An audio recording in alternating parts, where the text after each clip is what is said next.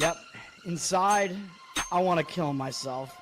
We are on an 0-7 run over the last 2 days. After tonight was just complete bullshit. So that's how I'm going to start off this show. Horrible Sunday, 1-5. I don't even know what to tell you about that. I just don't want to do this anymore. I have never seen anything like this, man. With the slump continuing, 2 straight losses, not a good day at all. 0-4. I just have not had a good season, man. What can this slump that I'm on? The slump continues. I've reached a new peak, actually. I'm going to burn my Bruins hat, man. I don't know what is going on with the Bruins. March 8th, is that what it is? I don't even know. It's March 9th, I think. Who even knows, man? I don't know what day it is anymore. I don't even know what day it is anymore, man. Back with you after the worst day that I could possibly have. Back with you, as I always am. Until I die, at least. 0-2 yesterday, and yesterday did not go well for me. 0-5. The worst month that I've ever had in my 18 years doing this. I don't know what to even tell you about this anymore. Broke the slump yesterday as the slump discontinues. The slump continues. Somebody fucking kill me, please. I don't even know what I should do at this point other than potentially end it all.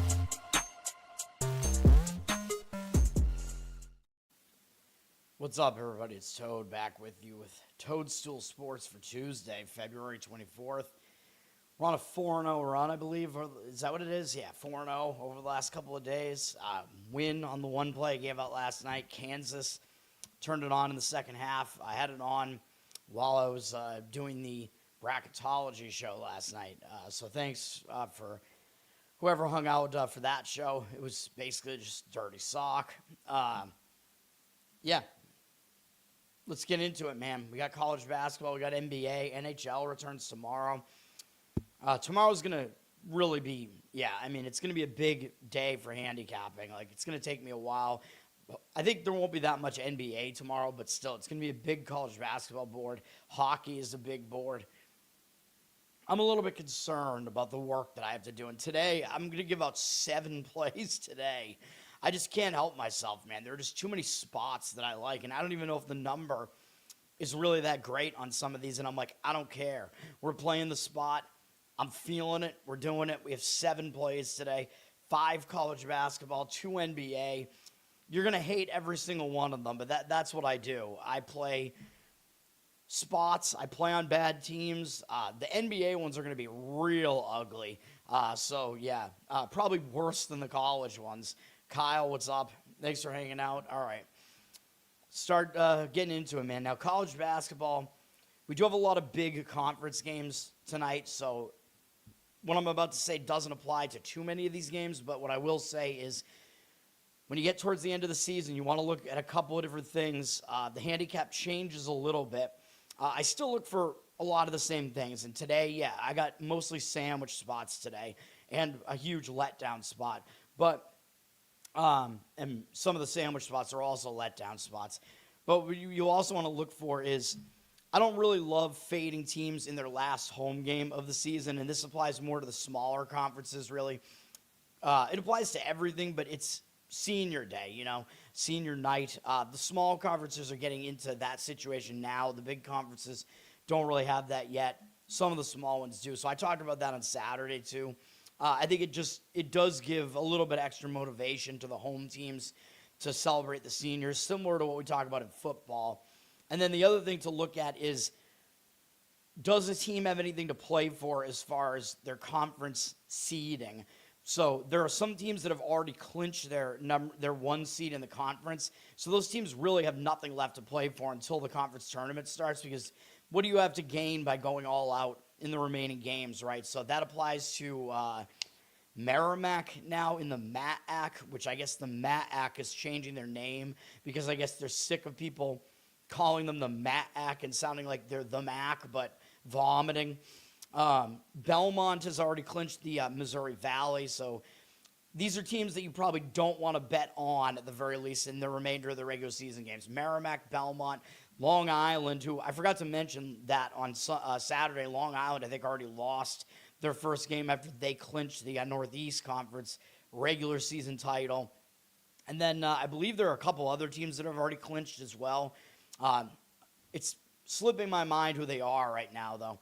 But, yeah, so those are teams that you do, I would say at least you don't want to play on those teams in the remainder of the regular season, that is, because they have nothing to gain from the rest of the games.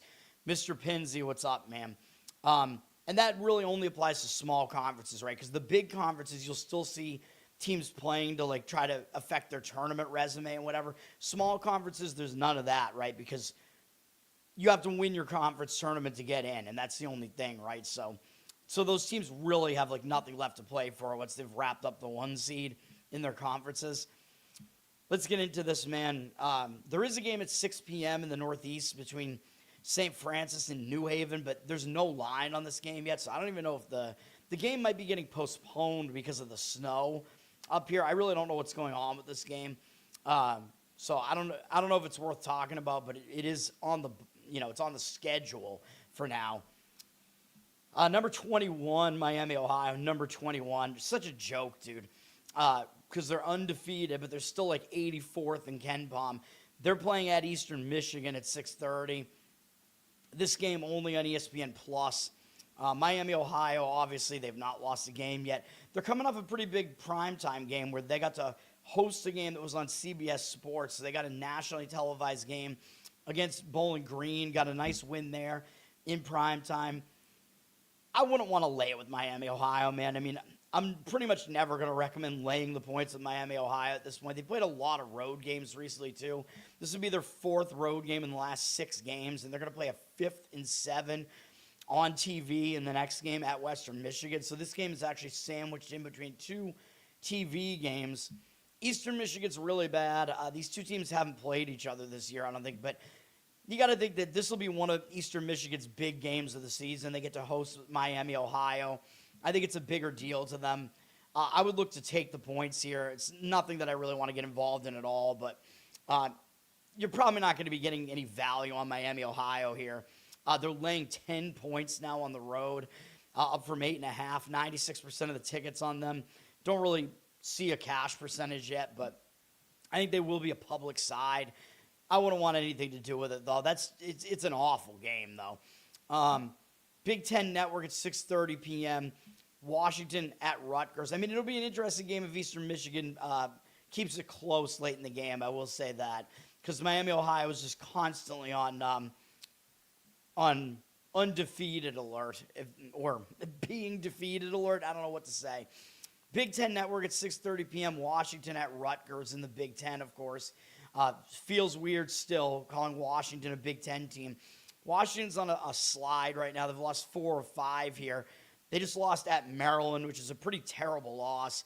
This Washington team is really not as bad as that. Maybe now that they're adjusted to the Eastern time zone, maybe they'll put in a better performance here. They're probably dealing with the snow here, playing in New Jersey, but I don't know how much that's going to affect this game. It's going to affect both teams, though. But, of course, Washington is the team that well, actually, both teams have to travel because Rutgers is coming back from Minnesota. Rutgers had a pretty ugly loss at Minnesota as well. This game has, nothing that I look at situationally, so I have nothing to say about this game, really. It looks like the money is coming in on Rutgers for what it's worth. Washington down from 5.5 to 5 here. 83% of the tickets, 98% of the cash on Rutgers. I don't have a strong disagreement with taking the points with Rutgers, but it's not a game that I really have any sense for at all. Next up, best bets first. First one. The best bets are all over the place then. You know this one is coming, man. We're going to take Notre Dame plus the points, 17.5. They're getting a ton of points at home, man, in a game with a low total. First of all, this is a fade of Duke. We're stepping in front of Duke here, but I think this is a spot where you got to do it. Duke, they're going to be public, although we see these numbers moving around a lot. 61% of the tickets and cash on Duke. We got a low total, though, because both teams play slow. So if points are going to be at a premium here and you're getting a ton of points at home and you're fading a Duke team that's in a horrible spot, which I'll show you in a second, although you already know one aspect of this handicap probably, if you know what I do and you know what Duke's last game was. But yeah, taking points with the home team does make sense in a game where it's going to be a lower scoring game. Both teams play slow. Notre Dame's actually not a terrible team, and we are getting the benefit of the luck index here in Ken Bond. They're actually top 100 in both offense and defense. Them being below 500 record-wise, Ken Bum is telling you not to totally buy that because they're a bottom 20, basically, luck team. So they've been unlucky. Whereas Duke, yeah, Ken Bum has the number 2 in the country. Duke's obviously a legit team. We're not going to argue, we're not arguing otherwise here. But they are 85th in luck. So Duke has had some luck this season as well. But most of this is about the spot. And this game is on ESPN for whatever reason. So you can watch. Hopefully you watch yourselves get a winning bet here. We know what Duke just did, man. After putting up 100 points against Syracuse, they just beat Michigan and took over the number 1 overall seed in the bracketologies. Monster win for Duke. That was a highly publicized game. That was the huge game of the day on Saturday. So now they're fresh off of that 2 days later, or 3 days later, and they got to go to South Bend. And Duke has not played on the road since they failed to cover against Pitt.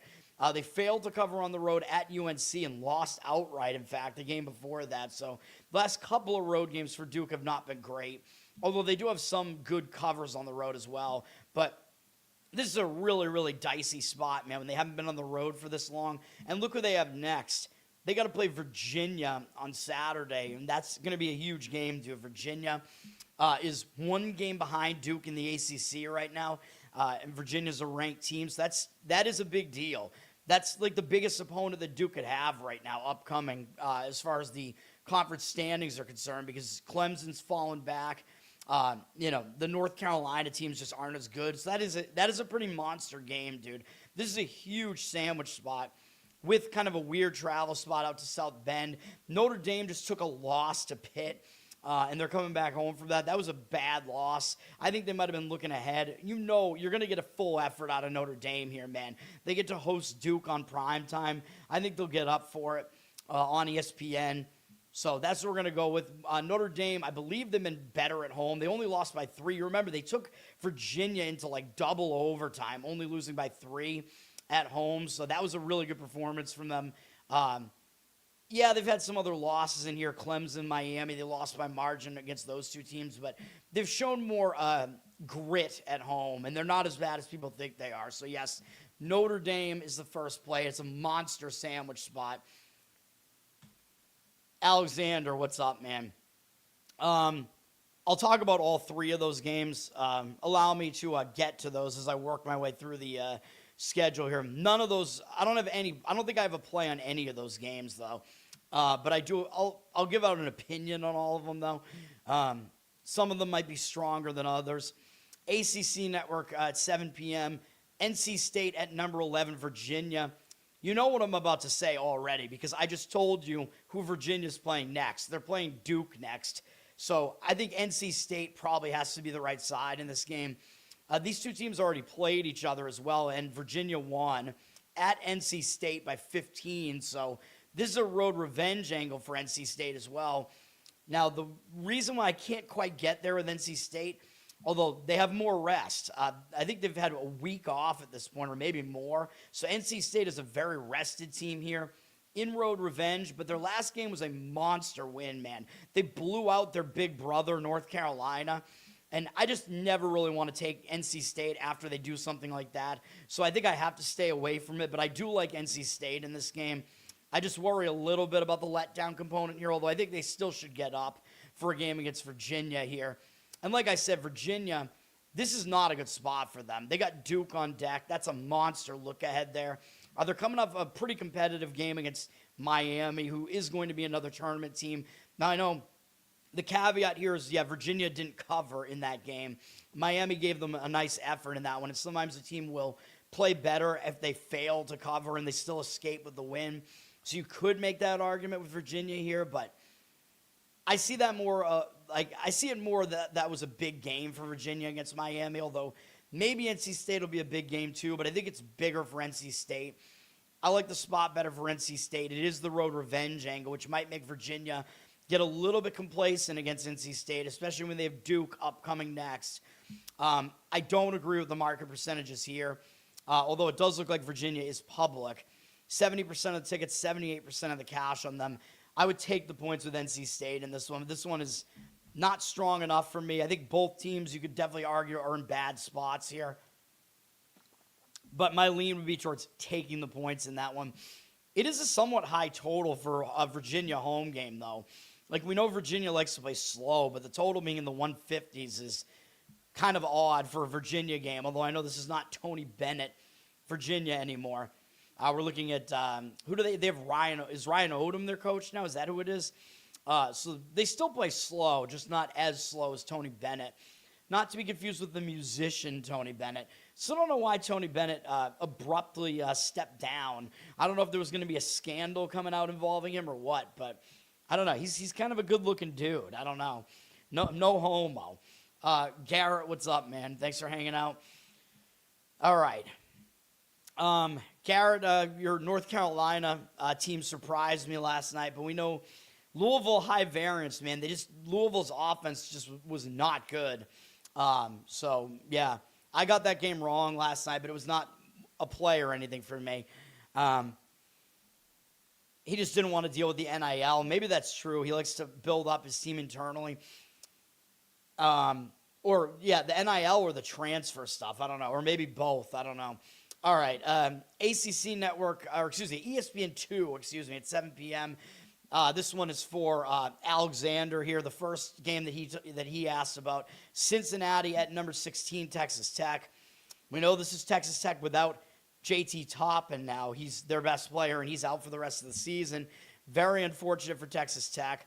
Although they looked good in the first game without him, but sometimes when your star player goes down, you'll get a good performance out of that team. And they were coming off a bad loss to Arizona State, so I think that also gave Texas Tech a lot of motivation. They beat a not very good Kansas State team. Cincinnati is better than Kansas State. Texas Tech does also have Iowa State on deck, which could be a look ahead here. But I really don't like the spot for Cincinnati, man. Now, the one thing that is good for Cincinnati is, as I talked about in my bracketology last night, they're actually in the bubble discussion now because of their most recent win. So you might still have an argument for Cincinnati giving you a big effort as an underdog here.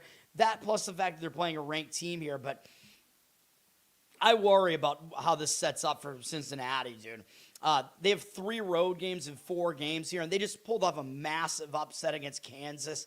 That was like win of the year type of stuff for Cincinnati, man. A double-digit underdog upset at Kansas.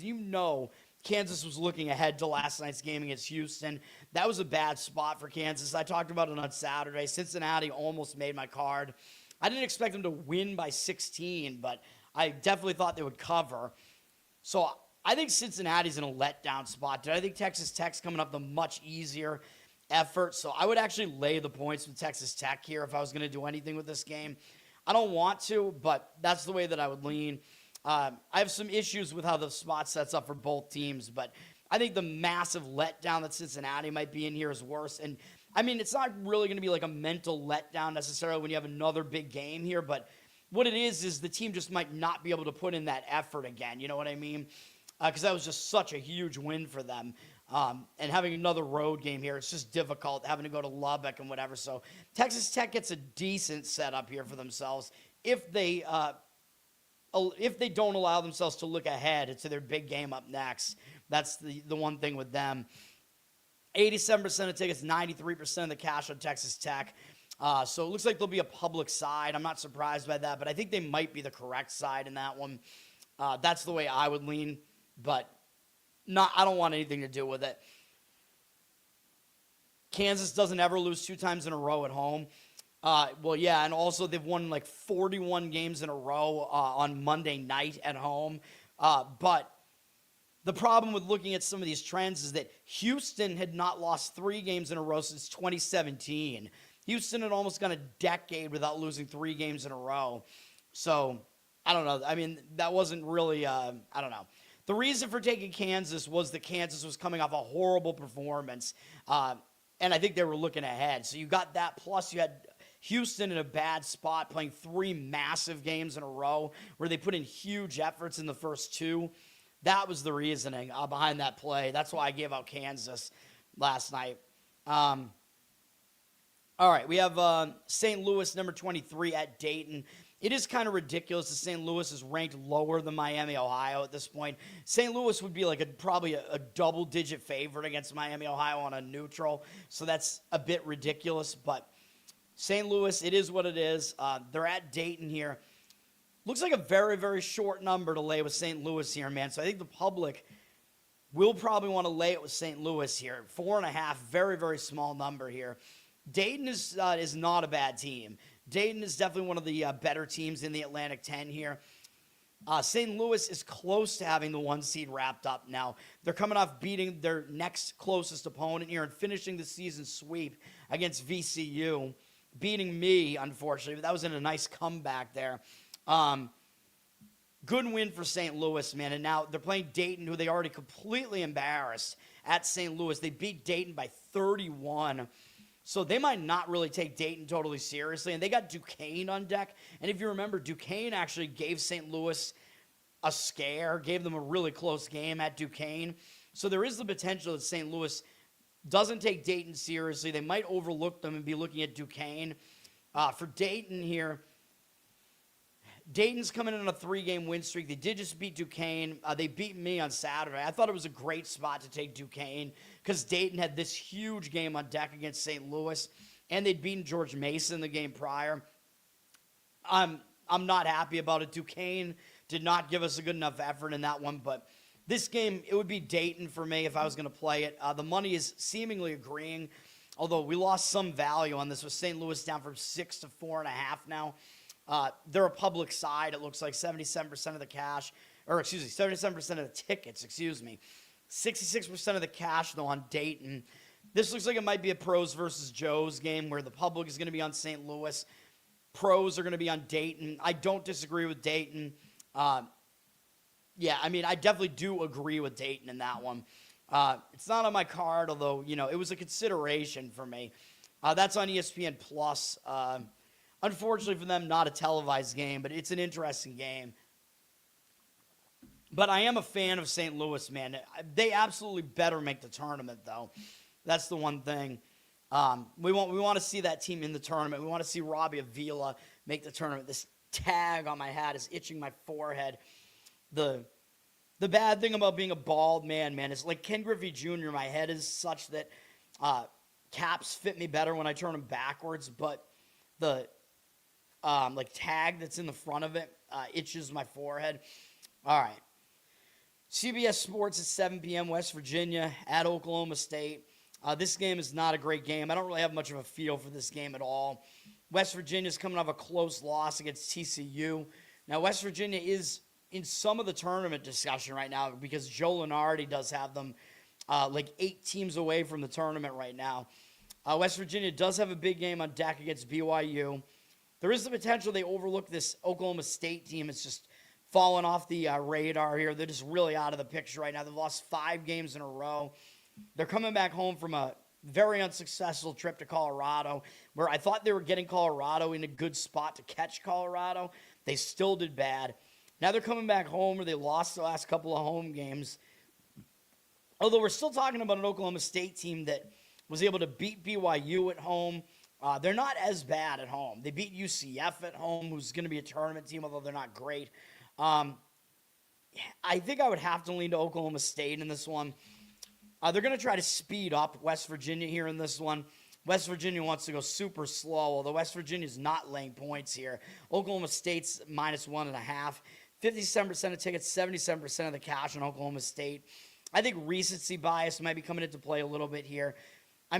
I don't really think Oklahoma State's a very good team, but in this spot, I think it makes more sense to look their way than West Virginia's way.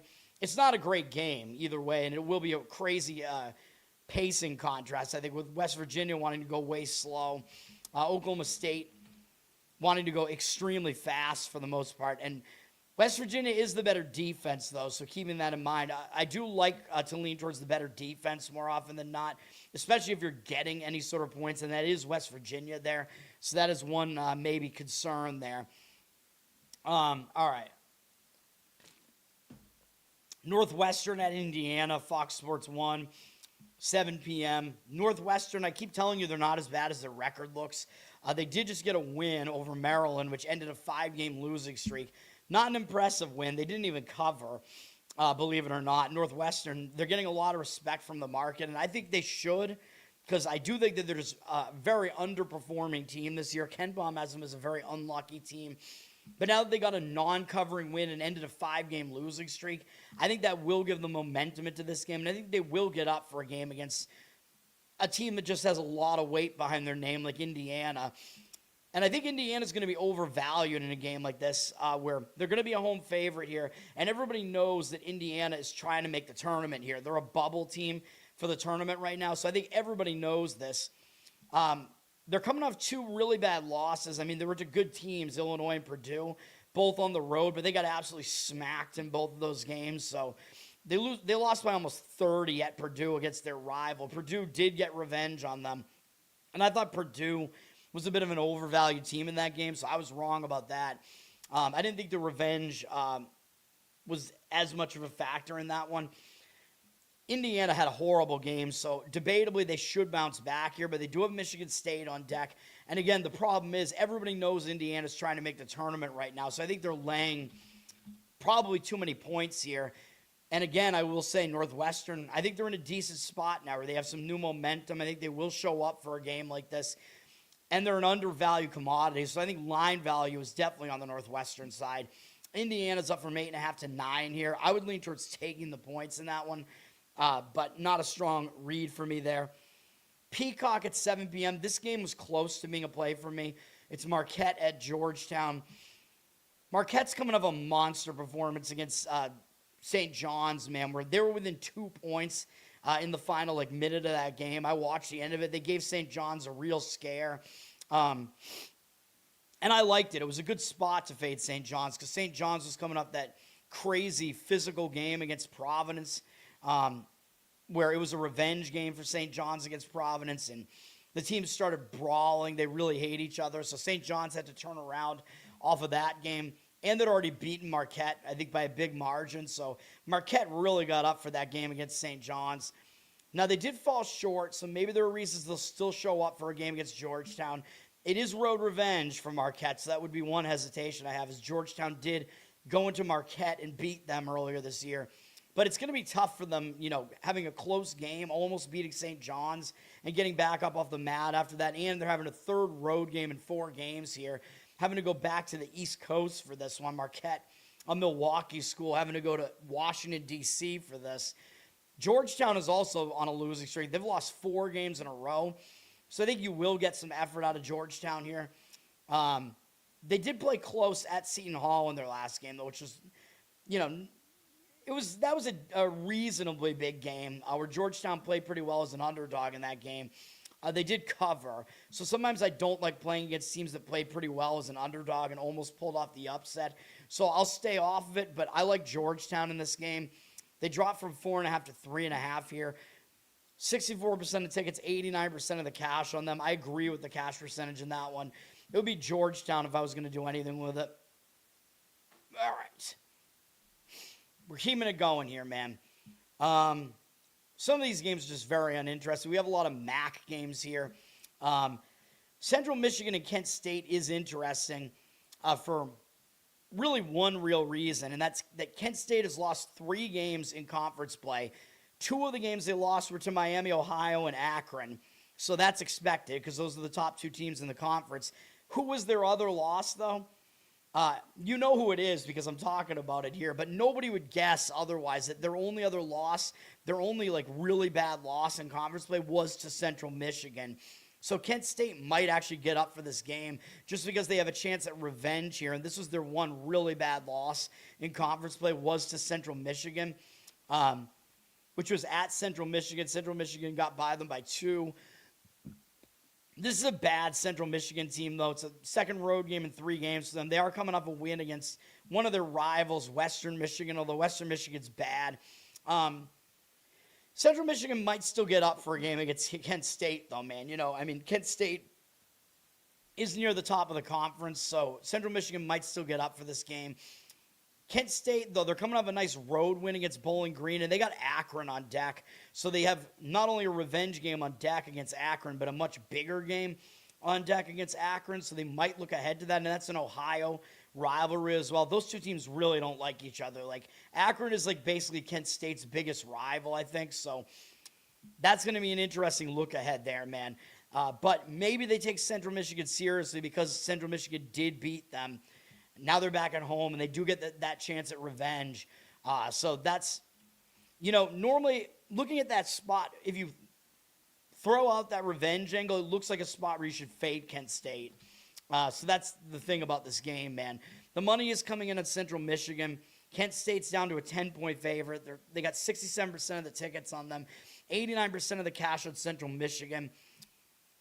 I'm not going to disagree because I do think Kent State is in kind of a weird sandwich-esque spot here, but again, the fact that they did lose to Central Michigan earlier this year, I think will potentially have them taking Central Michigan seriously. And if Kent State is battling for, seeding in the conference or whatever, they can't really overlook games at this point. I still lean to Central Michigan plus the points in that one, but it's that one has to be a stay away for me. All right. SEC Network, 7 p.m. Kentucky is at South Carolina. This game, Kentucky, they're somewhat of I think they might be somewhat of a bubble team at this point in the tournament, even though I do have them more safely in than that. But they've been a real roller coaster, man. They just lost to Auburn, although I think Auburn deserves to be in the tournament just based on power ratings and whatever, because they're actually a decent team. So that wasn't a terrible loss, really. It looks worse than it was. Auburn was actually a favorite in that game. Kentucky blew the game. Big win for Auburn there. But Kentucky might not fully bounce back here, man, because South Carolina is a very easy team to overlook. It's a third road game in 4 games for Kentucky, and they played multiple huge games in a row. They played Tennessee, Florida, didn't play too horribly against Florida, played Georgia and then Auburn, and now they're coming off that run. They play South Carolina in another road game, and then up next they got Vandy, which is a potential big look-ahead spot. So I still don't really love the spot for Kentucky here. I don't know that they fully bounce back here, at least enough to cover this number. South Carolina, I think, is in a better spot because they just ended a 7-game losing streak. And when you're on a losing slide like that and you finally get a win against anybody, that gives you some new confidence, some new momentum. They only beat a pretty bad Mississippi State team, but that'll give this struggling South Carolina team some confidence. I think this will be a big game for them. They get to host Kentucky on TV, so I think South Carolina will get up for it. I would lean towards taking the points with South Carolina, and this one, the money is in somewhat disagreement with me on that. Kentucky's up from 7 to 7.5 here. 78% of tickets, 98% of the cash on Kentucky. I slightly lean South Carolina, though. All right, Missouri Valley here. We have Bradley at Illinois Chicago in an Illinois rivalry of sorts here. There are some interesting handicapping scenarios in this one where, as I said, Belmont has already wrapped up the conference now in the Missouri Valley, so Belmont has nothing left to play for, so that's something to keep in mind with Belmont, although they already won and covered their most recent game, although I don't know if that was before they had wrapped up the conference. I think it probably was. I think that's how they wrapped it up. But Bradley against Illinois, Chicago, Murray State, whatever, these teams are still fighting for positioning here, man, and there are buys in this tournament. So, you don't want to lose like one of the first-round buys in the Missouri Valley tournament, So these teams both still have something to play for here. Bradley, they are coming off a nice win over another Illinois team, Illinois State. So you could argue they're in a bit of a letdown spot here. They got Murray State on deck, which could be a big deal because Murray State is actually the closest to them in the standings, but I don't really see Bradley overlooking UIC either because they actually lost at home by 15 to UIC. This UIC team having a surprisingly good season. So there is a road revenge angle here for Bradley, and Bradley must have been favorites in that game and lost. I clicked on the wrong game. Bradley were 7.5-point favorites in that one and lost the game outright, so that might give them motivation in this game, but it is a third road game in 4 games for them, and they are coming off a big game. As far as UIC is concerned, they are behind Bradley in the standings. They did just lose at home to Valpo, which was not a great loss. And what did I say earlier in the show? This is UIC's last home game of the season, so I think they might get a little bit of extra motivation from that. a little bit of an extra boost for UIC for that. Now, UIC is favored by quite a bit, though, and that is a concern. Like, where's the line value here? Because, of course, if Bradley were 7.5-point favorites at home, UIC should really not be a 4-point home favorite here now. Like, that's probably a little bit too much of a swing, even though, yeah, the odds makers, you really had to raise UIC up because they are actually better than we thought they were earlier this year. They're not who we thought they were. But I think 4 might be pushing it a little bit, so I struggle with this game. We see 50-50 on both the tickets and cash right now. UIC's gone up from 2.5 to 4. 2.5 would have been a lot more palatable because I think I do lean to UIC in this game, like from a situational perspective, but laying that many points is a little bit too much for me. So, yeah, I won't get there with that one or anything like that. Not that I would have anyway, because there are some situational components to that go in both directions. It's an interesting game to talk about, though, for sure. All right. I still have 4 more college basketball plays here, man. I'm going to talk about the next one in a second. I will return in a second here.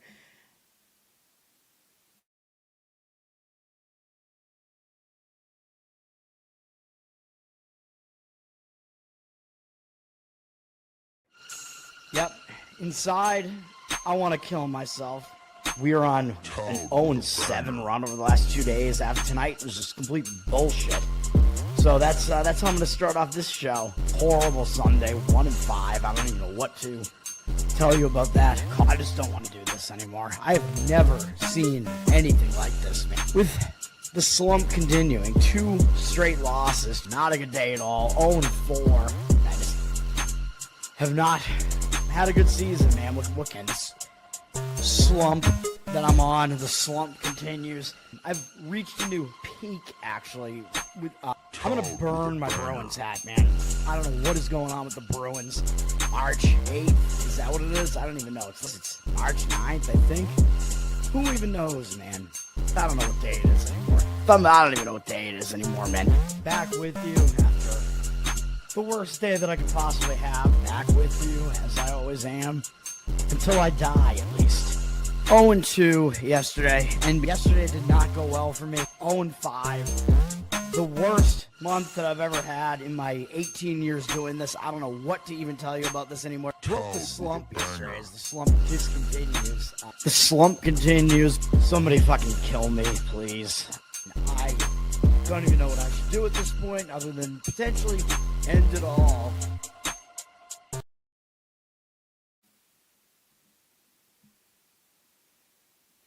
All right, next best bet here. We're going to fade the other side of that Duke-Michigan game. We're going to take Minnesota plus 22.5 at Michigan at whatever the basketball equivalent of the Big House is there.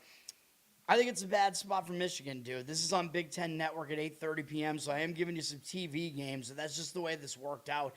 Michigan, they're coming off a monster game against Duke after a monster game where they beat Purdue on the road. And look at this travel they had to do. They went into Indiana to play Purdue. They went to Washington, D.C. to play Duke. Now they're back at home, and they're playing this Minnesota team that's just ugly, really easy to overlook. Their players are all ugly is what I mean. No, but that was just such a monster game, dude. It was such a highly televised game, a hard-fought game. It was a close game, big game, Final Four preview game, and now Michigan's coming off of that, falling short in that game. And by the way, they lost a huge win streak. Michigan hadn't lost since their only other loss on the season was to Wisconsin, which was, I don't know, probably over a month ago. When was that game? Let me see. That was January 10th. They had won 11 games in a row since then. And you know I talk about this. When a team loses a long win streak, that alone can hang them over because they're just not used to it. I know they actually did fine after the Wisconsin game. They did win on the road at Washington, although I think they didn't cover. Yeah, so Michigan did not cover that next game after they took that first loss to Wisconsin. They failed to cover at Washington. Kind of a weird travel spot there. I know they're back at home here, but I just see this being a double hangover here, man, because they lost a huge win streak and they had a huge game against Duke. And, again, they had 2 huge games coming into this game.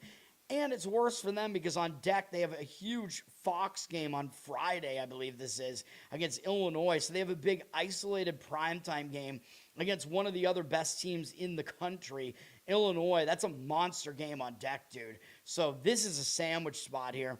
I think they could easily overlook this Minnesota team that just plays an ugly brand of basketball.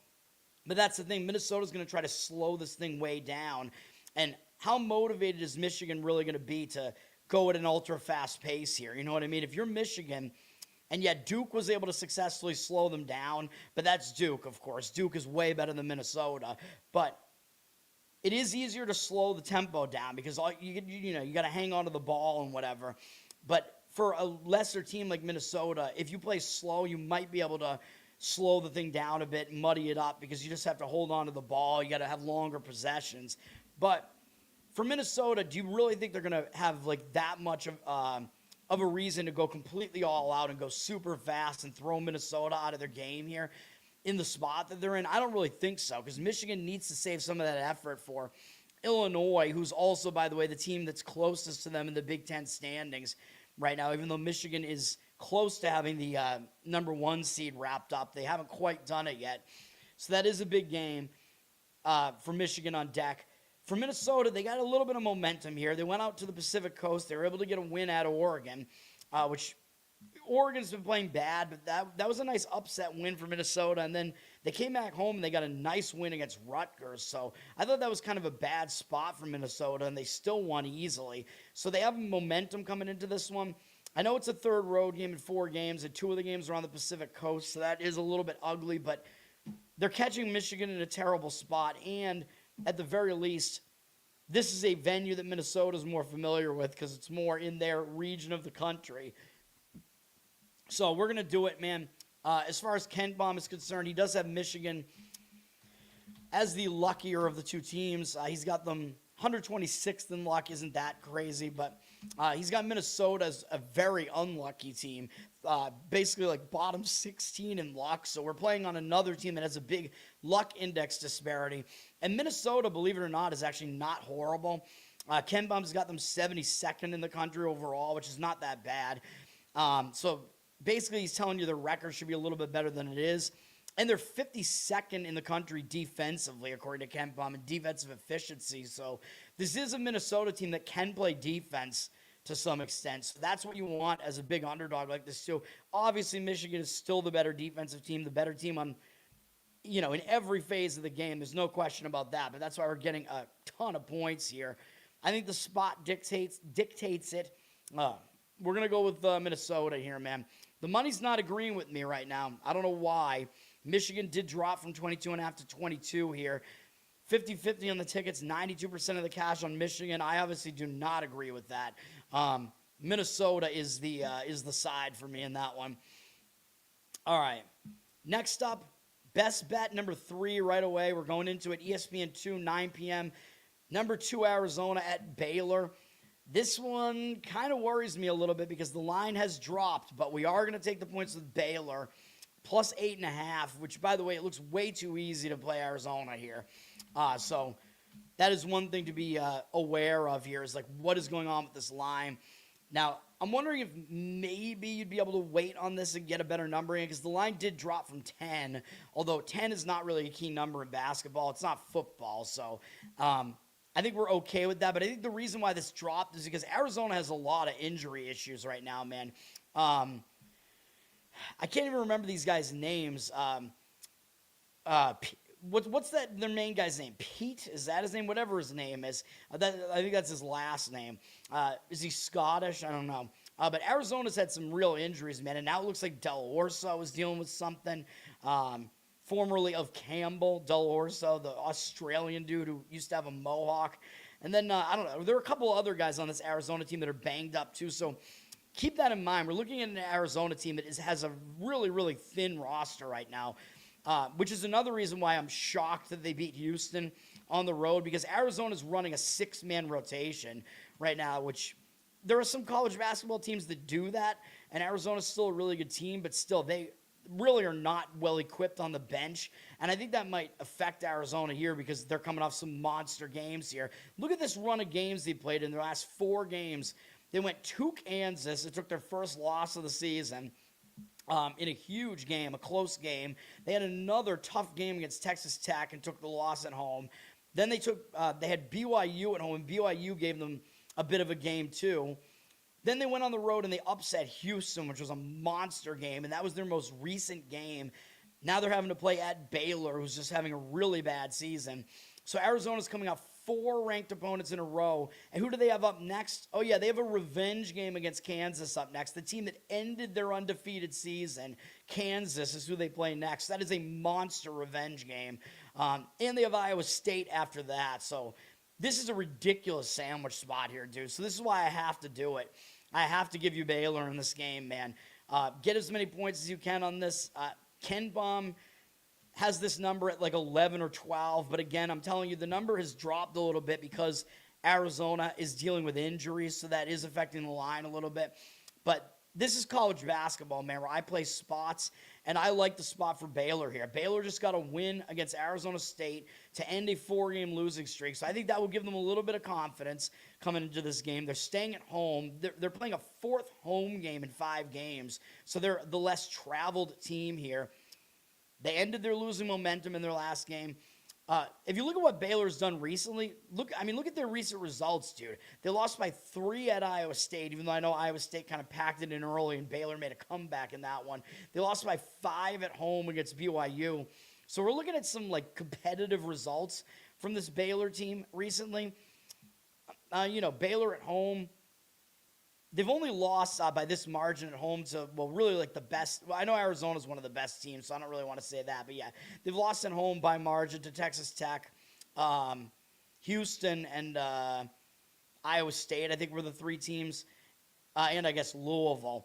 But that's not a conference game. But, I know Arizona is an elite team. I get it. But, yeah, this is Baylor's second to last home game. This is a TV game against one of the top teams in the country. I think you're gonna get an effort out of Baylor, at least in this game. So that's where we're going. We're going Baylor in this one. Ken Baum, believe it or not, has Baylor as the 48th best team in the country. Nobody would ever think that. And they were sort of in the tournament picture for a while. Ken Baum is telling you their record should be better than it is. They're a bottom 30 team in luck, so they're a very unlucky team as well. Arizona's kind of a mid-tier luck team, so this is another game where we do get a luck edge, according to Ken Baum here. I know Baylor's not good on defense. That is a concern. They're going to give up some points here.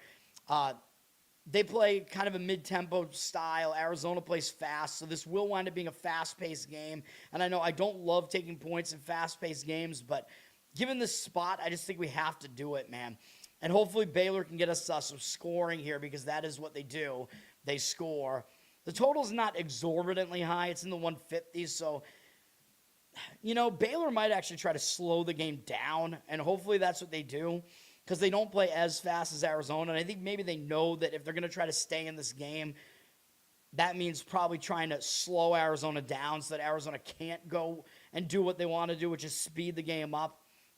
I'm used to Baylor being a slow-paced team, too, where I don't think they have a different coach now, right? I think they still have Scott Drew there, don't they? Maybe I'm wrong about that. I don't know. But they've been a slow-paced team more often than not with him, so I'm not exactly used to Baylor being faster-paced, but whatever. We're going to take the points with Baylor in that one, man. Horrible, horrible spot that Arizona is in. Number 4, Iowa State at Utah. This is the other one that Alexander wanted to talk about. I think I'm hitting all 3 of his now with this one. Fox Sports 1 at 9 p.m. I don't have anything on this game, really. Iowa State did just lose at BYU. They're coming off 3 big games. So they beat Kansas. That was a winner for me. I gave them out against Kansas. They beat Houston on the heels of that. And then they lost at BYU. So they're coming off 3 ranked teams in a row, ranked opponents in a row. They got Texas Tech and Arizona on deck, so those are big games as well. And in the middle there, they got to play this really bad Utah team. Second straight game in elevation, but at least I guess Iowa State's now used to the elevation because they played at BYU. So at least for them, they're staying in Utah for this one. But they do have this game surrounded by bigger games, although I guess you might be able to argue that Iowa State might bounce back a little bit because that loss wasn't exactly great. against BYU, although BYU is still a competitive team, so maybe they still consider that to be a big game, even though it's BYU without Saunders, whatever. Utah is staying at home, so I think the spot does set up better for them, although they did just play pretty competitively against UCF, who's probably going to be a tournament team. And Utah, I believe, must have been an underdog in this game. Actually, they were a very small underdog. So this game, it wasn't really, I mean, that's a game that you can't really draw that much from, I don't think. I'll lean to Utah slightly in this one. I think the spot does set up better for them. It's not on my card, though, because Iowa State is coming off a fairly ugly loss. You could make that argument there, but you're getting 13.5 now, up from 13 at home with Utah. Iowa State's a very public side. They're in the number 1 seed discussion now. 90% of tickets, 92% of the cash on Iowa State. Total's fairly low in the 140s. Utah might try to just ugly this thing up a little bit. I'll lean to Utah, but it's not really a strong one for me. Dead Fish, what's up, man? I miss it as well, man. I don't know what else to say about that, but I don't know. We got Loser Cast tonight, so you can check that out.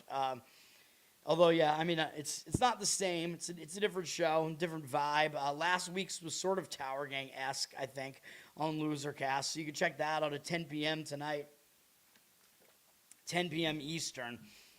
All right. Number 22, Tennessee at Missouri. This is another best bet for me. I got 2 more to go in college basketball. I know I'm splashing the board here, man. I usually don't like to do this. I usually like to be more selective, but these games pretty much meet my criteria, except for the fact that the Baylor one and this one are a little bit off as far as the numbers. Ken Bum, I think, has this number at about 5, but we're having to take 3.5 with Missouri here, but I think it's worth it. Tennessee is back in the rankings, and yes, while I do think this one I'm fading Ken Baum's luck index in this one. Tennessee is kind of an unlucky team, so usually I like Tennessee because I think they're a bit of an underrated team usually, but now they are back in the rankings. They're a good defensive team. People overlook Tennessee, but I don't think they're going to overlook Tennessee in this spot now. Now they're back in the rankings, so now they have a target on their back again. And if you look at Tennessee's scheduling spot here, it's bad, dude. They just had a monster win at Vandy. That was a huge Tennessee rivalry game where I think Tennessee has a bit of a chip on their shoulder because, hey, we're the big brother in Tennessee, man, not Vandy, right? So Tennessee tried to prove that, and they went into Vandy and beat them. Probably Tennessee not happy that Vandy's the higher-rated team, or was at that time. That was a big win for Tennessee, man. Big rivalry game. Now they're going to go out to Missouri, which is a bit more of an unfamiliar venue for SEC teams to have to go to because Missouri still hasn't been in this conference for that long. And on deck, Tennessee has another pretty big game against ranked Alabama. That's a big game, man, although they did already beat Alabama once on the road. But that's still a pretty big game on deck. So I think this is a bad spot for Tennessee. And the other thing I talk about, even though, yes, I know the line – we're losing a little bit of line value on this one, I know. I wish we could get it. We could have gotten it 4.5. We might be able to get it at 4 now. So I'm going to look and see what the numbers are on this. But we're taking points against a team that is a defensive team. So Tennessee, not exactly a team you want to really lay points with on the road because they play better defense than offense. Missouri is probably going to try to speed this game up, which Tennessee does not want to do. Tennessee plays slow, so if Missouri can try to speed this thing up and get it all frenetic, that will make Tennessee uncomfortable. It's a bad spot for Tennessee. And I think Missouri, there is kind of some need here, and I know that when a team needs a game, and they're like Missouri, they're a bubble team. I keep talking about how these bubble teams tend to be overvalued in the market, but we're getting a home underdog here, man. So even though, I think they should be a little bit of a bigger underdog here, I still think getting them as a home underdog at all, I still think is a decent, a good way to go here, man, with a team. Because that's the thing. When you're getting a team that might be overvalued because of, you're going to get a huge effort out of them because they're a bubble team. But if you're going to get a huge effort out of them and they don't need to win the game by margin, that's kind of the sweet spot there where you're going to get an effort out of them. Tennessee's effort, I think, is in question in a spot like this. Missouri, I think you're going to get an effort out of them because they need tournament resume wins here. and they're the underdog at home. So I like that, man, because their goal is going to be to win the game. Like, where it really gets bad is when you're having to lay points. Like I said, with like Indiana, laying a ton of points is where you really get into trouble with a team like that because they don't need to win by margin. But Missouri, you know they're going to be trying to win the game here, and you're going to get an effort out of them. They're getting points at home. Missouri is coming off a loss at Arkansas. I know that was kind of a big game, but they were coming off a win over Vandy the game before that, so kind of a tricky spot. They're having to go to Arkansas, and that game wasn't really that close. They lost by 8, but they were down double digits. They were down like more than 12, I think, in the final like couple of minutes there. I don't know. I just heard a weird noise. I think it was my refrigerator behind me kicking in again over there. It sounds weird, though. Anyway, that game wasn't that close, so I don't think Missouri is coming off this like monster game or anything like that, even though Arkansas is one of their rivals. We're still going to do it here. I think the spot's really bad for Tennessee. We'll take Missouri plus the points here. The money looks like it is kind of agreeing with me here. 64% of tickets, 69% of the cash on Missouri. Total is low, so it makes more sense to take points in a game like that in the 140s. Now, Ken Baum, I mean, he does still have Missouri as a competitive team. They're almost in the top 50 overall. They're top 100 in both offense and defense. Yes, I know they are very lucky. Missouri actually plays slow, by the way, which I was thinking they were a faster-paced team. I'm not used to these teams that have changed their MO, man, but they still play a little bit faster than Tennessee. But maybe I'm wrong about Missouri wanting to speed it up here. Maybe it'll just be, dude, if it's a slow game, and it looks like it might be because the total's low, I still think that's fine. Like, taking points with the home team in a game it's going to be a slow game, I think that's also quite all right to be doing that. So that is what we'll do here, although Missouri is not a good defense, though. So keeping that in mind. So that is still something. So that's, I keep thinking of Missouri as a fast-paced team that doesn't play defense. They're a slow-paced team now that doesn't play defense. So I don't know. Although they're at least not atrocious defensively in the grand scheme of things, but it's all about the spot. Thank you, sir. So yes, we will be on Missouri in that one. All right. Fresno and Colorado State kind of, it was interesting from a handicapping perspective because Fresno, they just had a big game where they were, I think, almost double-digit underdogs at home to New Mexico, and they almost pulled off the upset against New Mexico. So that was a huge game for Fresno. Now they're having to play Colorado State, and on deck, they got Boise, so there's the potential they might look ahead to Boise, although Colorado State is actually ahead of Boise in the standings now. And I believe Fresno actually beat Colorado State already, my mistake. So, yeah, so there are a couple of things that point you towards Colorado State here because Fresno is coming off a monster performance against New Mexico where they almost pulled off the huge upset against one of the top teams in the Mountain West. And they already beat Colorado State, and they have one of the named teams in the Mountain West on deck in Boise. Although I guess you could argue Colorado is still one of the named teams in this conference as well. But my hesitation with it, because it does look like you should lean to Colorado State in this game based off of all that, because it's a revenge game for Colorado State. Fresno's off a huge performance as an underdog. But for Colorado State, they're coming off a monster win themselves against San Diego State. But they do have momentum, winning 5 games in a row. But that's still a huge win. Whenever you beat San Diego State, who's usually the class of this conference, that was a huge win for Colorado State. So they could be in a letdown spot too. But I still prefer Colorado State here against Fresno. I would still probably lean towards laying it here. Colorado State, again, they were probably a road favorite at Fresno when they lost that game, so they might have a little bit of an extra revenge motive here for that reason. 67% of the tickets, 86% of the cash on Colorado State. I'll lean towards laying it. Like I said, they are definitely the better team. They're on the rise in that conference, but I think both teams are in bad spots, so it's not really something I can get involved in. CBS Sports at 9 p.m. has Arizona State at TCU. TCU might be laying too many points here because they do fall into that category where they're a bubble team. Everybody knows it, and they're a home favorite, so they might be a little bit overvalued, man. Whereas when you get into those other types of spots, like the Tennessee-Missouri game, the odds makers can really only do so much because everybody knows Tennessee is the better team, so the odds makers can't really skew the line that much against them, you know what I mean? But in a game like this where everybody knows TCU is the better team, they can skew that number a little bit more towards TCU. Arizona State's coming off a loss to Baylor. Maybe they'll be in bounce-back mode here, staying in Texas for this game. TCU, we know the pressure's on, man. They've won 4 out of 5. They just beat West Virginia, who's also kind of a bubble team right now, maybe. They don't have a huge game on deck. They just have Kansas State, who they already beat, although they barely got by them. So I guess maybe that's still kind of a look ahead there. Don't really see them paying a ton of attention to Arizona State here. I'd lean against TCU in this one. I would lean towards Arizona State here, plus the points. The line might get up to 7. I think the line's just probably a little bit too high because everybody knows TCU is trying to make the tournament here. TCU at 6.5. It might get up to 7. 67% of tickets, 87% of the cash on Arizona State. I agree with the money in that one. I would lean towards Arizona State in that one slightly. Wyoming and Boise is kind of an interesting one in the Mountain West. Wyoming just pulled off a big upset at Grand Canyon. They caught Grand Canyon in a really good spot to catch them. Grand Canyon was in a bad spot, I think, coming off a big upset of San Diego State, sweeping them on the season.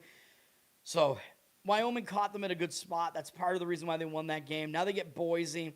Wyoming did already lose at home to Boise, though, so there is the chance that Boise doesn't take them seriously coming into this one. But for Wyoming, it's a third road game in 4 games, which is not going to be easy. For Boise, they did just beat San Jose State to end a little bit of a losing streak for them. So I think the spot does set up a lot better for Boise here. I think it is debatably a letdown spot for Wyoming. Boise's coming off a much easier win and staying at home. So the travel edge definitely goes to Boise here. They're up from 8 to 8.5. I would agree with laying it with Boise in this one. 80% of tickets, 98% of the cash on Boise. It is just really tough to lay a bunch of points with Boise at home, though, generally, although they might be in a situation where maybe they're going to be overlooked a little bit in this conference because they're not playing well this season. But I think they're better than they look at the very least, but they do play a slow, ugly style of basketball, so laying that amount of points at home isn't exactly something I want to deal with.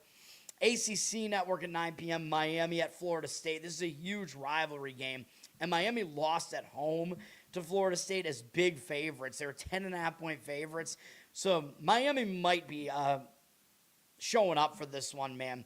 But it might be tough because Miami just lost a 4-game win streak, so they might be hung over after losing a win streak, but they did it on the road at Virginia. That was a huge game for Miami against Virginia, and they played really close, so that's kind of the problem with Miami here. They got 3 road games in 4 games. They should be focused because Florida State did upset them on their own floor, so they're not going to take Florida State lightly here. So that's the one thing, but they are coming up a big game, so that's going to make it a little bit difficult. But Miami, I think they should be mentally focused here. It's just how tired are they going to be coming into this? But Florida State's coming off a big upset. They just upset Clemson on the road. That was a big win for Florida State, man. Pulling off an upset. Now they're coming back home. Yes, this is a big deal for them still against Miami. It'll be a rivalry game for them. But I prefer Miami in this one, man, given the fact that they did lose that game at home to them. Florida State coming off a monster upset themselves against Clemson. Miami's up from 1.5 to 2.5 here. I don't know if I'd really want to lay that many points. Maybe you can find a nice money line on Miami. I mean, this game's not on my card anyway, but 73% of tickets, 74% of the cash on Miami. They will be the public side, but I think Miami might get some of the actual professional money in this one too, given what the spot looks like. So I lean to Miami in that one, but not a play for me. Auburn at Oklahoma, 9 p.m. on ESPNU. Auburn's coming off a nice win over Kentucky, man. Now, how big do they consider that win to be? I don't know. Like, are they going to be in a letdown spot here?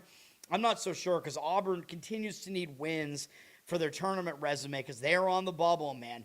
They did just end a 5-game losing streak, and they were a home favorite in that game against Kentucky. So sometimes when you end a losing streak like that and you win and you don't cover as a favorite, sometimes you will have momentum coming into the next game. But I don't know, man, because I think they kind of consider that to be a big game. They had to put in a big effort to come back. They still beat a named team like Kentucky, so there is still the worry that this is going to be a letdown spot. It's a third road game in 4 games for them. Having to go to Oklahoma is kind of a weird travel spot. Oklahoma's staying at home now. They had a decent game in their last game against Texas A&M. Fell short, although we know A&M's not really that good now. So what do we do with this game besides obviously stay away from it? Auburn's up to 2.5, but I think given that Auburn is one of those bubble teams and they're a favorite on the road, I don't think I could lay it, man. 62% of tickets, 64% of the cash on Auburn, 2.5-point road favorite. I probably slightly lean towards Oklahoma in that one. You know, getting a TV game at home, maybe Oklahoma, a little bit less used to being able to do that than some of these other teams right now. Not a strong opinion for me, though. Rest of these games are all TV games, and I still have one play left. UCF at number 19, BYU, in college basketball, I mean. This is ESPN2 as we start getting into the degenerate hours, the late-night games where the public tries to make their money back. UCF at number 19, BYU is what this is. UCF might have a little bit more motivation here, man, because they are a bubble team in the tournament right now. They just got by Utah in their last game. Not a big deal there. They're now used to the elevation because they played in Utah, so the elevation won't be as much of a concern, I guess, although maybe playing 2 straight games in elevation, maybe you start losing oxygen and getting tired out. I don't know. I don't know which way it goes. Like, do you get accustomed to it or do you lose steam? I'm not really sure. But I think they will get up for this game against BYU. But it is an unfamiliar venue for UCF. A Florida team having to play in Provo, Utah or whatever is really, really strange. BYU is coming off a big win, though, against Iowa State, and that's on the heels of a pretty big game against Arizona where they made a nice comeback late and gave Arizona a bit of a scare. So coming off 2 monster games there, man. BYU might not be totally ready for this, so I think I do have to lean to UCF in this game. I worry about just the location a little bit for UCF here. The money's coming in on BYU, which I don't really understand. I don't agree with that. BYU up from 10 to 11.5. 75% of the tickets are on Central Florida. 56% of the cash on BYU. Don't really agree with that. This is one of those situations where the ranked home team is the team that you'd be fading with the bubble team here. So I know I said I warn against playing on bubble teams, but I think if it's a bubble team, it's a massive underdog like this, and BYU is also in kind of a bad spot. I think it is definitely okay to be grabbing the points with UCF, and that is the way I lean in that one. Because I think you know you're going to get an effort out of them at the very least because they're trying to stay in the tournament. Although I think if they lose, it won't really hurt their resume that much. But, yeah, that's how I look at that game. But I don't think that UCF is being an undervalued team in that one. New Mexico at Nevada, 11 p.m. on CBS Sports. This is a very interesting game. New Mexico is coming off that close game against Fresno State where I told you New Mexico might have been looking ahead, man, because Nevada, San Diego State, these are just bigger games for them. They already beat Nevada at home by 7, but I believe New Mexico didn't cover in that game, so maybe they'll take Nevada a little bit more seriously here. How close was this game? Let me see. It was pretty close. Nevada was within a couple possessions late.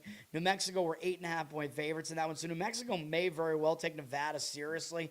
And because New Mexico played badly against Fresno State and almost lost as a big favorite, I think that will have them focused here as well. You got to be a little bit concerned, I guess, that it's a third road game in 4 games. They do have San Diego State on deck, so those are some concerns with it. Nevada, they're in a major letdown spot, though, I think, even though the fact that they're playing New Mexico might keep them focused because they did lose to them already. New Mexico is right behind them in the standings. Right ahead of them, in the standings by 2 games. So, Nevada still might show up for a game against one of the top teams in the conference, but they're coming off beating Utah State, dude. That was a huge win for Nevada against the best team in the conference. And they do have UNLV on deck, which is a rivalry game, although they did already beat UNLV. So, I'm not going to say they're going to overlook New Mexico, but the fact that Nevada is coming off a big win and having to put in that effort twice in a row here, New Mexico's coming off a bad performance, close loss, and they did not cover against Nevada at home. I like New Mexico in this game, but the money is disagreeing with me. They're up from a pick'em to a 1-point favorite here. 75% of tickets, only 52% of the cash. So New Mexico does look like a public side with less than the money on them, but I do actually lean to New Mexico in that one based on what these teams did in their last games. And finally, the best bet has got to be in this last one. As we got 5 college basketball plays here, man. This one I would wait to see what the number you can get on this is, but we're going to take the much maligned USC that everybody's talking about, how USC's fallen out of the bracket picture now, but now you're getting USC as an underdog in a game where it's a rivalry game. So I think you're going to get an effort out of USC for multiple reasons here, and they're an underdog. So they're trying to get into the tournament, whereas UCLA is more safely in the tournament now. And you're getting USC as an underdog here, even though, yeah, they deserve to be an underdog. They're not the better team here, but the spot sets up pretty nicely for USC here, man. USC just lost as a home favorite against Oregon. They've lost 3 games in a row. Losing at Ohio State, I mean, fine. You can accept that loss. You can accept losing at home to Illinois, too, but by almost 40 points is pretty ridiculous. And then they were not able to bounce back from that, and they lost to Oregon, which is pretty bad. They're staying in California here. It's a familiar venue for USC. They're not having to go too far, man. They're staying in Southern California. They're playing a very familiar rival to them, so I don't think this is a bad travel spot at all. Yeah, they got Nebraska on deck, but they're not going to overlook UCLA, man. Again, USC is an underdog that's fallen out of the tournament picture here. They do have a tournament coach with Musselman, so I think they will show up for this one. I think you're going to get an effort here. Looks like you can get a better number on this now, so I'm going to update this in a second. This one I was going to say you can wait on this because it looked like the number was moving up. But look at what UCLA just did, dude. After they got bombed by both Michigan teams on the road, they came back and they overcame a 23-point deficit and a 20-0 Illinois run to beat Illinois in overtime on Saturday. And now they have a quick turnaround off of that, and they got to play USC, who's just falling apart right now. I think UCLA might be sky high after that win, man. Mick Cronin finally saying good things about his players. That's a new thing because usually he's doing the opposite. I don't really trust Mick Cronin either, though, man. You could argue that USC has the better coach with Musselman here, man. I guess you got to see if Baker Mazzara is going to be playing for USC because he's been hurt, and he's a guy that he was on Auburn's Final Four team last year, of course. So he is one of the most experienced players on USC. So I guess you got to see if he is indeed playing, but I'm not sure that I really care because UCLA is coming up that monster win against Illinois, man, and that pretty much solidified UCLA for the tournament, I think. I don't think the tournament really can't justify leaving them out now that they have wins against 2 of the 2 seeds in the tournament, Illinois and Purdue. So, yeah, I don't think that they can be left out at this point. But this is a major letdown spot off a monster comeback effort. I just don't know what they're going to have left in the tank, and you're getting USC off losing as a home favorite. So I think they're going to be in a major bounce-back mode here. UCLA's got 70% of tickets, 89% of the cash for now. But, yeah, this spot just screams USC to me. Yes, UCLA is the better team. We know this. Ken Palm's got them only 42nd, which isn't great. They're pretty lucky, according to Ken Palm. Almost in the top 100 in luck. UCLA, usually pretty good defensive team, but they're actually not a great defensive team this year. So that's something to keep in mind. And they're a slow team. So, again, a team that's going to slow the game way down at home, laying points in a letdown spot. All those things kind of indicate that you should fade them. Yes, USC does want to speed the game up and probably won't be able to. But, again, if it's a slow-paced game, it's going to be more difficult for the favorite to cover. So I still think that's fine if the game does become slow. Believe it or not, USC is the better defensive team, even though they play fast. They're 43rd in defense, according to Ken Palm, and UCLA's 58th. So we're actually getting points with the better defense with USC. And yes, USC is very high in Ken Palm's luck index. So we are looking at 2 teams that are pretty high in his luck index. So that's something that's, I don't love it. I mean, I know USC is a top 15 lucky team in the country. I get it. They shouldn't have a record that's as good as this. But UCLA probably shouldn't either. So, I think it doesn't totally negate itself, but I think it's enough. Given the spot that we're looking at here, I think USC has got to be the play there. So that's what we're doing there. If I'm going to weight the strength of these plays, I would say Notre Dame because the situation plus the number all kind of line up for that one. Then I guess Minnesota, just because I think the number is a little bit off on a couple of these. Then I guess I would still probably say USC, then Missouri, then Baylor. But the Baylor spot is just really strong, dude. So I don't know. So I guess those are my thoughts on that. We still got to talk about NBA. Oh man, these shows are so long. Tomorrow's gonna be long too. Although at least the NBA won't be as bad tomorrow, but ton of NBA games here. First game up is a play for me. So the best bet segment continues, and this is one where I think it's just getting a little bit out of control here, man. As we might be able to get Indiana. We're going to play Indiana here. We might be able to get them at plus 10.5 here against a Philadelphia team that, do you really think you should be laying this many points on the road with Philadelphia? I'm not so sure about that, man. Philadelphia. We don't know if Embiid is going to play. I guess he probably is based on the number. Paul George is still suspended, but this is a Sixers team that's just, they're pretty Jekyll and Hyde. I don't think they're really that good. We know that most of the reason why the line is up like this is because Siakam is not playing for the Pacers. So the Pacers are without their best player here, and they have been without him for a couple of games now. So that is a concern, but that's why you're getting a ton of points with the Pacers here. And the spot for the Sixers is just awful, man. So I think the Pacers might be able to step up their game here. This is definitely a spot play. Plus, maybe there's a little bit of extra value getting this many points with the Pacers at home. 74% of tickets, 98% of the cash on the Sixers. I don't agree with that cash percentage. I think some of it might just have to do with the fact that there's some money shifting around because Indiana's got injuries here. Again, it's mostly Siakam being out is what's moving that line that much. Look at what Philadelphia just did, though. I know Philadelphia just ended a 4-game losing streak, but they just upset Minnesota on the road by almost 30 points. That's just a ridiculous win for Philadelphia, man. Just a major outlier of a win. They were almost double-digit underdogs in the game. Philadelphia hit 21 three-pointers in the game and shot 57% from three-point range. Yeah, do you think they're going to regress a little bit from that? Like, I know Maxey can hit threes, but that's just absurd, man.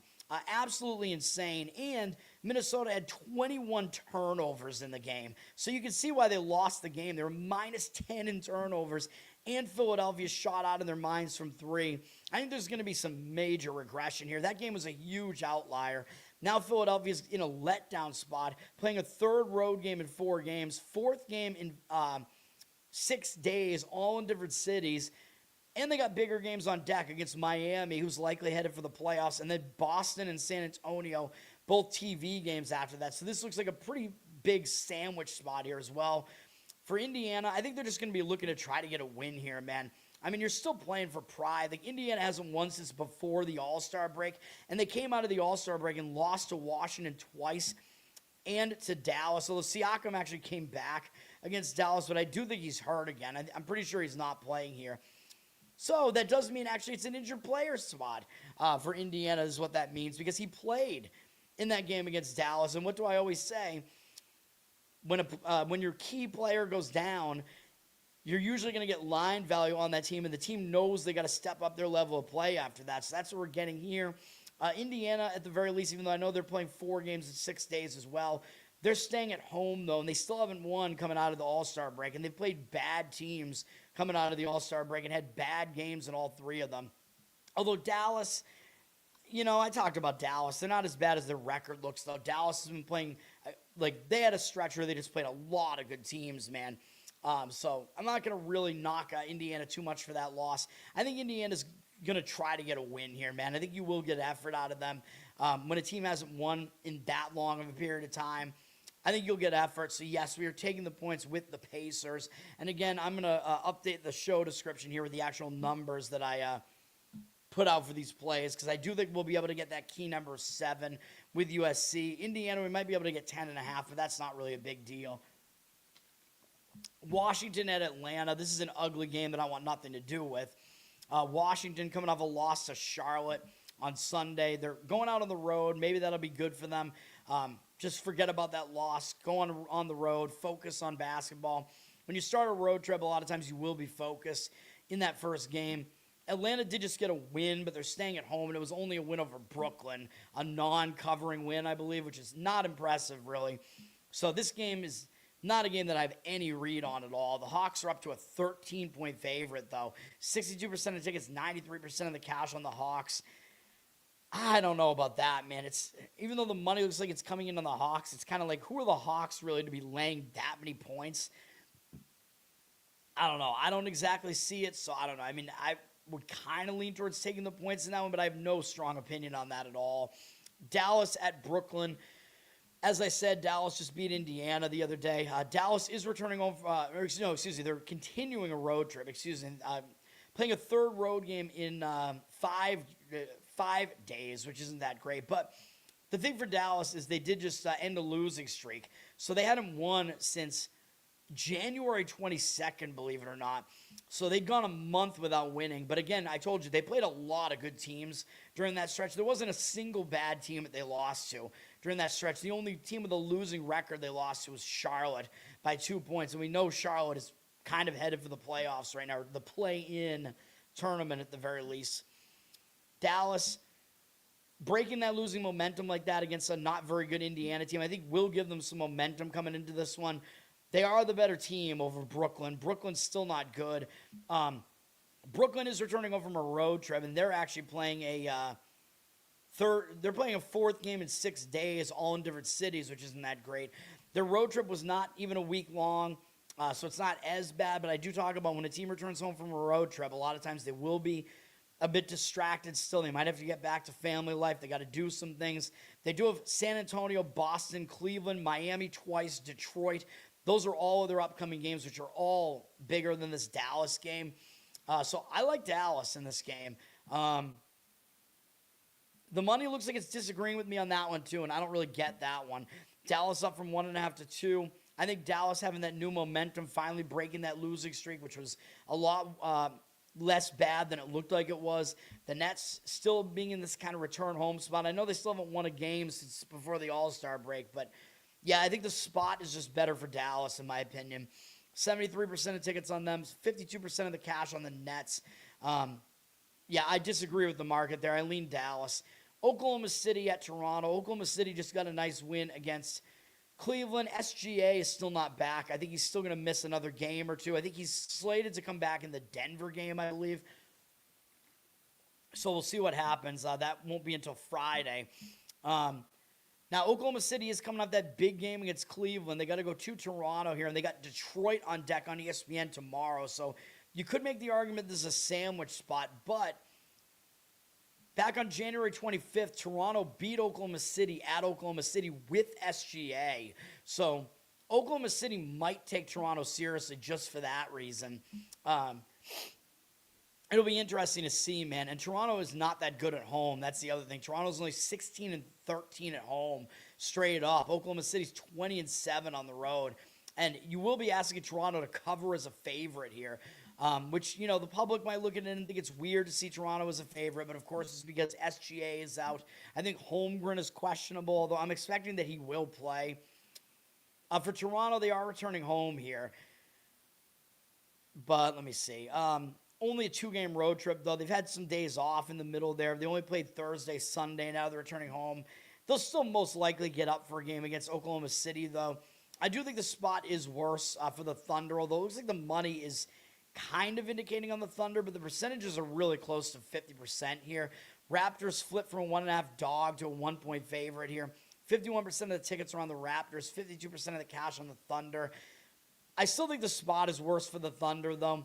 Like, the Raptors, even though, yeah, they went into Oklahoma City and beat them with SGA, I don't think the Raptors are going to overlook the Thunder, ever. So, I don't know. And the Thunder seem to be in a worse spot here with that game between Cleveland and Detroit. So, I'll lean slightly to Toronto in that one. Knicks at Cleveland on Peacock at 7:30. I have more of an opinion on this game. Not one of my plays, but the Knicks are now on a 2-game win streak. They had that huge comeback against Houston.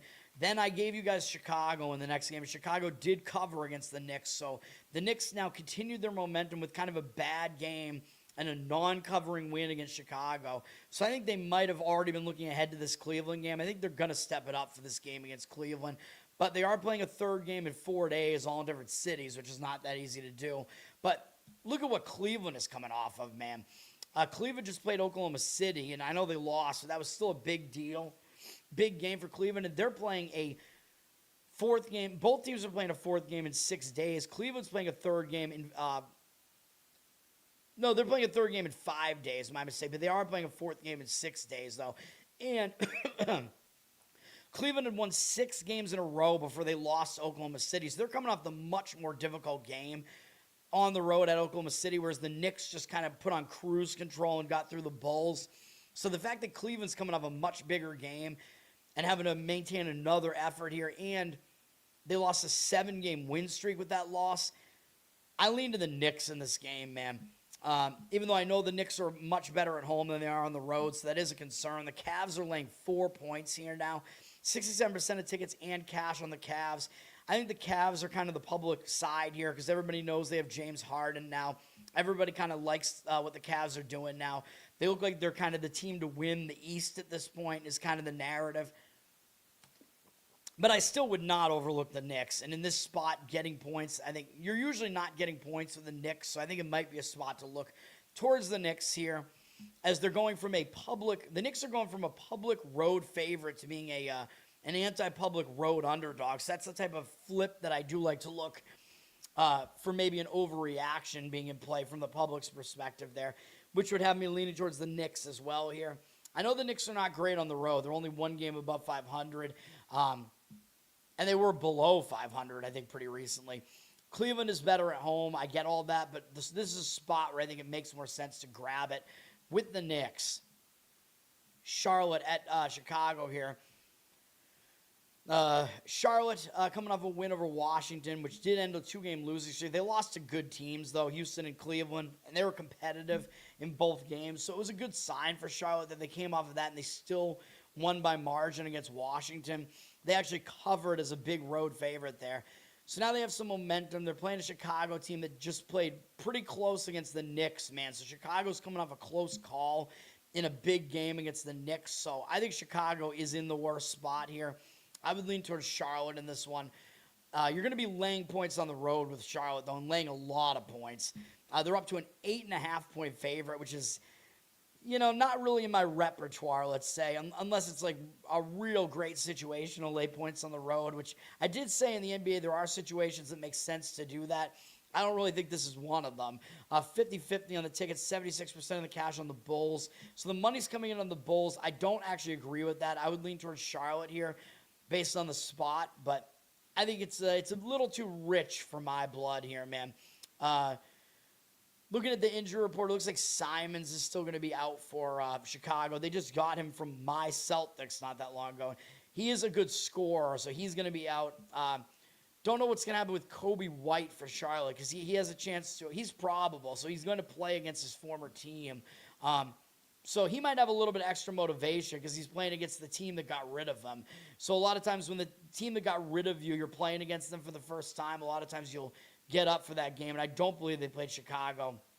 Yeah, they have not played them since the All-Star break. So that's a little bit of a weird angle there where White might have a little bit of personal motivation there against the team that got rid of him. So that's what's going on in that game. Miami at Milwaukee. This is a pretty ugly game. Miami just beat a shell of a Memphis team that couldn't even beat the Kings last night. I believe I was correct about the over in that game last night. So I was correct about that. I was correct about the Spurs, but I was not correct about the Jazz covering last night for my NBA opinions there. Memphis is a bad team, so Miami beating them doesn't really matter. I mean, again, we saw Memphis lose to the Kings last night. Memphis really, they're a total mash unit, so that game is just whatever. But it was an easy game, and Miami does come into this game with momentum. But maybe they're going to be looking past a Giannis-less Milwaukee team to Philadelphia, who they have on deck here. Milwaukee actually playing a little bit better recently, although they did just lose a 3-game win streak with a bad blowout loss to Toronto. But they were returning home from a road trip. Although, well, really it was just a single-game road trip, though. A quick road trip. I don't know what happened in that game, but they might be in bounce-back mode after a really horrendous-looking loss. You don't want to lose by 30 to anybody, man. Like, these are still professionals. You lose that bad, you're probably going to show up for a game. So I'll lean to the Bucks plus the points slightly in this one. The Heat are up to a 6.5-point favorite with juice, 72% of tickets and only 57% of the cash on the Heat. So they do look like a public road favorite there with the money coming in against them. Maybe they're looking ahead to Philly and Houston on deck. So, yeah, slight lean for me to the Bucks to bounce back from a bad loss. Golden State at New Orleans. This is a pretty weird one. Golden State's coming off a nice win over Denver. So they might be riding a little bit high here. I believe we're still looking at a pretty injured Golden State team here. And now they're having to go to New Orleans, kind of a weird spot. Although when you start a road trip, sometimes you will be focused. And they only have Memphis up next, which isn't that big a deal, though Golden State barely got by Memphis at home when they just played them. But I think this could be a letdown spot off a huge win over Denver. New Orleans is coming into this off a nice win themselves, beating Philadelphia, but I think they will show up, man. They have 2 days off, and they're staying at home, so I think the spot is a lot better for New Orleans, travel-wise, rest-wise. I don't think they're going to overlook a Warrior team here, even though the Warriors are going to be an injured team here coming into this one. Steph Curry is still out, so that's the biggest deal for Golden State. Green, Draymond is a question mark here. I expect he'll probably go, but who knows, because he is old. But I don't know how big of a deal that really is at this point for the Warriors. But yes, I like the Pelicans in this one. The Warriors are a 1.5-point favorite. 56% of tickets, 57% of the cash on them right now. But I would only be able to lean towards taking the points with the Pelicans in that one. Next game up is unfortunately my other play where I'm going to fade my Boston Celtics. We're going to play this Phoenix team that is a very injured team. I know they're without Booker and Brooks here. They're without Brookser in this game. So they're without their two DBs, the two defensive backs. Now, they're without their top two players. I know that, but that factored into the line, and it makes Phoenix really easy to overlook, I think. And this is not a good spot for the Celtics. I know my team, the Celtics, and I know I've given out a lot of plays in their games, and I'm pretty sure that I'm up in Celtics games this year. I usually have a good read on them. They're coming off two big games, man, in the middle of this road trip here. And if they're going to, not pay attention in one game on this road trip, it's going to be this game against a Phoenix team that's down their top two players. Look at what the Celtics just did. They just beat Golden State to start the road trip. I know Golden State, yeah, they're an injured team, whatever. But then the Celtics had a very satisfying blowout win against a full-strength Laker team. And that's a big rivalry, Celtics-Lakers. We all hate each other, man. You know that. Celtics, Lakers, there's a lot of hate that goes around there. And, the Celtics had already beaten the Lakers at home, I guess. I thought they lost to the Lakers once in here, too. I guess they didn't. But that's still a monster win for the Celtics against a full-strength Laker team, man. Now they got this injured Phoenix team, and tomorrow the Celtics have to play Denver, which is a revenge game because Denver actually beat the Celtics in an upset in Boston. I think it might have been without Jokic, too, not that long ago. So I think the Celtics are going to have their sights set on Denver in that huge TV game on deck and overlook Phoenix in this one. So we will grab the points with the Phoenix Suns here. Suns, they're looking to bounce back from a terrible performance. I gave you guys Portland in that game. Look at what the setup was in that game, though. The Suns had come off that huge game against Orlando. And remember, they played most of that game. Booker was already out in that game. Booker went down, I think, again in the San Antonio game. And Brooks got injured right away in that Orlando game. So Phoenix played almost that entire game without those two guys. But look at what the setup was. They played a double overtime game, one on a buzzer beater against Orlando with a thin roster. They just had nothing left, man, playing on a back-to-back the next game. And they put up only 77 points. And I think when you're getting a team that had that bad of a performance, and you can explain why it was that bad, I think you're going to get a much better effort out of them. Now they're staying at home. They had a day off to rest. I think you're going to get a way better effort out of Phoenix in this one. So Phoenix is the play here. Celtics are a very public side. 71% of tickets, only 55% of the cash. Hopefully you can get the key number 7. I saw it at a few different books out there this morning. I would still probably do it at 6.5, but 7's a bit more key because teams stop potentially fouling at the 3-possession threshold. But yes, we'll take the points. This is a very low total to it, 207. So in the NBA, I know points are usually not at a premium, but if they were, it would be a game like this where the total is massively low and the money's coming in on the under. So expect it to be a low-scoring game here with a Suns team that, yeah, I know a lot of it is because Phoenix is down their top 2 scorers, but this is going to be a game where we will do it based on the spot. I know the Celtics are pretty good on the road, actually a better road record than Phoenix's home record, but Phoenix has been pretty good at home this year too, so we are taking the points with Phoenix there. 2 more games. The second game of the Peacock doubleheader is less interesting than the first one. It's Minnesota at Portland. It's not a horrible game. I think Minnesota might be in a bounce-back mode here, man. That was a really, really disgusting loss against Philly that I already talked about. It was a major outlier against Philadelphia there, man. Philadelphia, again, they shot over 50% from three-point range, hit 23s or whatever. There was a huge turnover disparity going against Minnesota. I think one of the best things for Minnesota now is to just forget about it. Go on the road, coming off an ugly, misleading loss where Minnesota was a huge favorite. I think you will get a big effort out of Minnesota here coming off of that game, even though they did blow out Portland at home 3 games ago. I just don't see Minnesota having a bad game coming off of that bad game that they're coming off of. Portland just had a nice, pretty impressive win over Phoenix, but remember, they caught Phoenix in a very bad spot. Now they're coming back home from that. Yeah, they'll get up for a TV game where they're hosting a Minnesota team that just embarrassed them. There's no doubt about that. I think you'll get an effort out of the Blazers here, but I think I would have to lay it with the T-Wolves if I was going to do anything with this game. They're up from 5.5 to 6.5 with juice, so it is getting close to that key number 7. Minnesota will be a public side, which they are. 85% of the tickets, but I think the actual money might be agreeing with it. 89% of the cash right now. The public is not always going to be an anti-professional side, man.